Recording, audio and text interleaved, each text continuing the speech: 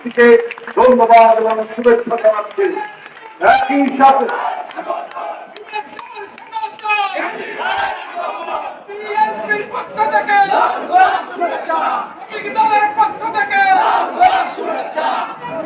একই সাথে আমরা খুলনাবাসী দেশ নেত্রী বেগম খালেদা জিয়া এবং তারেক রহমানকে ধন্যবাদ জানাচ্ছি।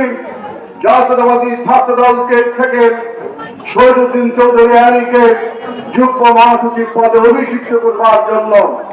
একই সাথে আমরা খুলনা বিভাগ খুলনাবাসী আমাদের বাগেরহাটের কৃতি সন্তান কৃষিবিদ শামীমুর রহমানকে সম্পাদক করে উন্নীত করবার জন্য, গবেষণা সম্পাদক করে উন্নীত করবার জন্য আমরা খুলনা বিভাগের পক্ষ থেকে দেশ নেত্রী এবং খালেদা জিয়া এবং তারেক রহমানকে জানাচ্ছি ধন্যবাদ। আমি আমার বক্তব্য দিব না, আজকে আমাদের প্রধান অতিথি বক্তব্য রাখবেন। প্রধান অতিথি গুরুত্বপূর্ণ বক্তব্য রাখবেন।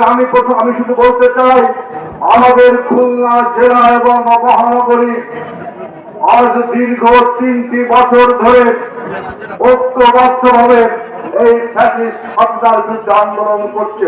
সমস্ত রক্তচক্ষুকে উপেক্ষা করে খুলনা জেলা মহানগর বিএনপি এবং তার সমস্ত অঙ্গ সংগঠনগুলো রাজপথে সক্রিয় রয়েছে এবং সমস্ত রক্তচক্ষুকে উপেক্ষা করে আমরা সমস্ত প্রোগ্রামগুলোকে সফল করতে পেরেছি।